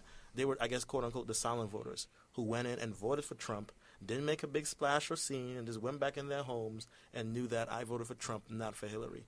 And Michael Moore, the documentary, the filmmaker, spoke about it because he's from Flint, Michigan. He talked about it when it was maybe 11, 12 on the Tuesday when it was happening. They thought he was crazy. They thought he was crazy, but he called it. There were a lot of people, and Trump. So Trump won those states, right? There were a lot of people in those states who voted for Trump who were not quote unquote uneducated white America.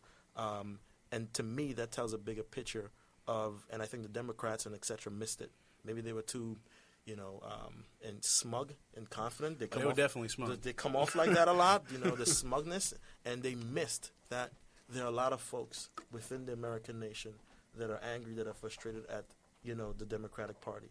And as a result, they used that and they voted against you and caused you to lose. And now Donald Trump, someone who we have never seen before. We've had bad presidents before, but I've never seen anyone like Trump before in my life, right? And as a result, I think going forward, I've gotten over the shock, right? I've gotten over the markets, right? At work, people, everyone's on calls talking about clients, and I've gotten over that. My next thing is what I can do to hold him accountable, what I can do to hold the DNC accountable, what I can do to hold, the folks that are put in power within Trump's cabinet, to hold them accountable to ensure. Because at the end of the day, it's one America. You could talk about people voting for him. Well, now Trump is there, and now he's going to affect everyone. It's not just you're not going to pull certain states aside and say, okay, yeah, they're going to deal with him separately. Everyone is going to be feel the impact from Trump. So just figuring out what to do for me, right? And then obviously we talked about the network of empowering and trying to hold this new regime, so to speak, accountable. It's going to be amazing to see, in my opinion, all the people who voted for him and all the things he's now, within the last couple days, and with him releasing his first 100-day plan, all the stuff that he's kind of reneging on already, it's going to be amazing to see the people that voted for him and what they say. It hasn't quite sunk in for me yet. I guess I'm still kind of in this mode where I'm trying not to let it sink in, but I know it's real. Gotta let it happen, man. Yeah, you gotta face the facts. Like I faced it. I'm in acceptance I accept phase it, right now. yeah. You gotta accept it. Listen, I think I'm gonna cry next week. That's okay. I'm just gonna cry next week. That's what it is. Just gonna bawl my heart out next week. I'm still not quite there yet. I don't know what this is gonna look like, but it scares the hell out of me, especially given all the attacks that have been going on and everything else. I'm just literally scared out of my mind. But other than that, politically and holding people accountable, I don't know if they're going to be able to do that. If we're going to be able to do that, it's going to be tough because he flip-flops on so much stuff, worse than Hillary. No, Yeah. we know that, but I think, and that's the idea of what we talked about in being leaders in our communities, right? We are our own leaders, so there has to be. I refuse to believe that there are things that I can't do to impact change or hold all people elected in offices accountable. So right? That's the idea of it. So can we be the change we need to see? Yes. yeah, We ain't got no choice, really. Yeah. Look what we up against. We ain't got no choice. yeah. We ain't got no choice. Like We people gotta keep create telling me. options. People keep telling me this dude's bringing about the end, bringing about the apocalypse. But like, The end of I the get world. it. Yeah, like I Yeah. get it. Like this is we in bad shape. I get it, but we still got to keep pushing. Unfortunately, like we got to keep pushing. We can't do much else. Like I was mad. I didn't want either. Honestly, I was hoping they both lose. I'm not gonna lie to you. I was hoping they both lose. I was Jill hoping Stein? not even. I don't even care about her, but I Stalemate. yeah, that would have been nice if it just came down to the vote was even, and it was just like, well, what do we do, America? I don't know. Let's go to American Idol and figure it out. Like anything really. Like it's a tough spot. I didn't like either one of them. I was a Bernie fan. I'll say it. I was a fan of him, but I wasn't a fan of Hillary or Trump. But I knew out of my moral compass, I couldn't vote for him, and I knew I couldn't vote for her. But I had reasons for why I didn't want to like either one of them. But I didn't think it would get here. I had feelings that it kind of could arrive to the point where he would win, but I had my doubts because I was just like, people might just be like, this dude's the monster. But I was talking to my brother. My brother decided to vote for Trump, and me and him had a long talk about it because I was like, yo, man, That's interesting. exactly, because he's a black man. Him and his wife both voted for him, and I was just like, Where are they from originally? from Brooklyn with me. What's his wife? His wife is black. No, where's she from? You mean? She's from Brooklyn too. They're both from Brooklyn. I would love. Cocaine's a hell of a drug. No, come on. Nah, come see, on. that's how we arrived here. Yes, come on. That's how we arrived here. That's what's happening. You gotta Because stop doing that. Come on, we man. started whenever someone. That's why people, like you said, the silent voters, people who didn't want to say they was voting for him because They you knew knew the that people would backlash. react like that Yes, the from saying they're backlash. going to vote for him versus somebody just having a conversation Listen, with I them. will make the joke, but No, I I know, always I know, had that. I know That's you how- are, man. But you know that's real, You're right? a cool dude, but you know what I'm saying, right? Oh, people actually do that. People were so mad that anyone would say they were voting for him that they wouldn't say it at all. Kendall, don't worry. Francesca got him right after this. You're going to see Oh, him I'm outside. I'm happy. I'm looking ready. forward to that. I'm recording that. But like, yeah, like I these will. people had they were rejected, right? They couldn't say anything, so you couldn't debate them. So nobody would say, "Yeah, I'm voting for Trump," because people start screaming down like, "You're gonna vote for this guy? He's racist. He's this. He's that. He's probably a rapist." Like all these things that he is or isn't. I'm not even 100% certain at this point. People wouldn't want to have that discussion. Okay, so they just all went to that the being booths. said, give us a sample of what your brother's reasoning was. Some of his reasons were religious. Some of it he was guided by his religion. He believed that some of the abortion things that he said, some of the things about defunding Planned Parenthood, things that I don't agree with. What religion is your brother? He's Christian. Okay. He believed in some of the things that Trump said about that. Defunding Planned Parenthood. He doesn't agree with same-sex marriage, things like that. And me and him had a lot of talk about it because I said, hey, in my mind, let the gay people get married because I'd be damned if somebody tell me who I'm marrying. Like, just let them get married, dude. But like, he's guided by God, and that's fine. I don't reject that. But it guided him towards Trump. My only issue with that is that now he's imposing his religion on other people, and that's not fair. That's what I said to him. Me had that he was Okay. like, God made rules for men, and I'm like, I'm cool with that, but not everybody's trying to follow your rules. Yeah. And that's pretty much what I told him. And he agreed to disagree on some level, but that's how we arrived here. If he'd have told me this sooner, maybe me and him could have had this talk sooner, and then we could have prevented this. Or maybe I wouldn't have, but at least I would have known.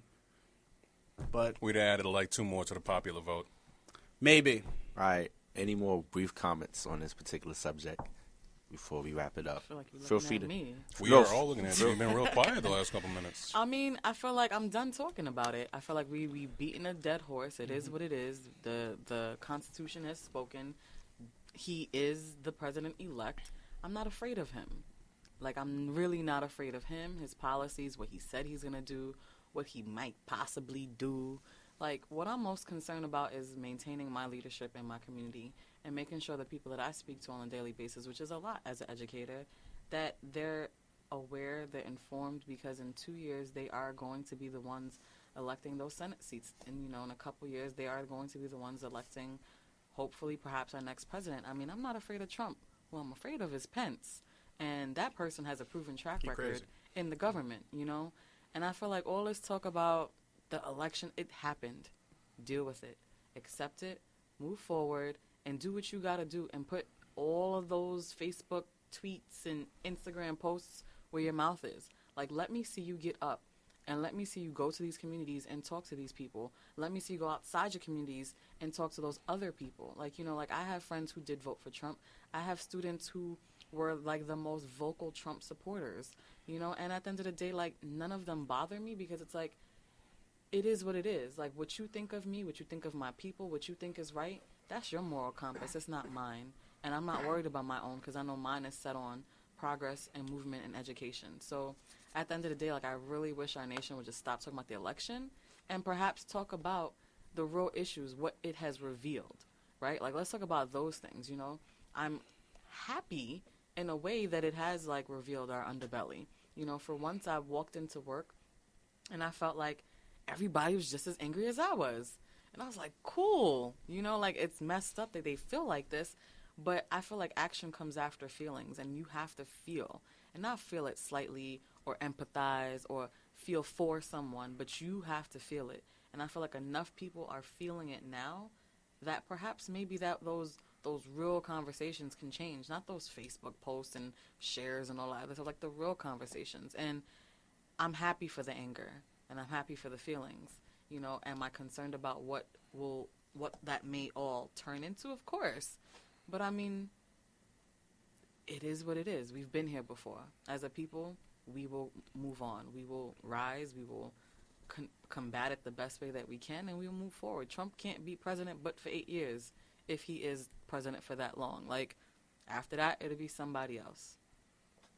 And with that said, if anyone has anything they want to plug, I think this will conclude this episode of We All Bleed the Same and our bonus coverage of it. Or bonus Part 2. It's more like a part 2. Yeah, part 2. We are definitely looking to bring a different group of individuals into the conversation regarding We All Bleeding the Same, and just how that affects our communities and different outlooks and perspectives, of course, because there's diversity out there, and we're acknowledging that diversity. So having someone else share their experiences and their knowledge on the topic would be just as good to have a discussion based off of that. So if there's any guest that would like to plug something positive that you're doing or whatever the case, feel free to plug that now before we wrap it up. Hey guys, it's Kendell for the last time. Kendell Burton. Feel free to reach out to me at kendellburton.com. My name is spelled KENDELLBURTON.com. For graphic design, anything you need, let me know. I can talk to you about marketing strategies if you need it. Oh, I'm not plugging nothing. I don't want to talk to anybody. She just want to see David. That's what she wanted. I just want to see David after the podcast. And I like to see him like that. Okay, I didn't mean that. He didn't mean it like that. Whoa. Guys, if I don't show up in any more of the pictures on Curious Success, you know what happened to me. Yeah. And it would have been deserved. And with that said, we are done. Thank you all.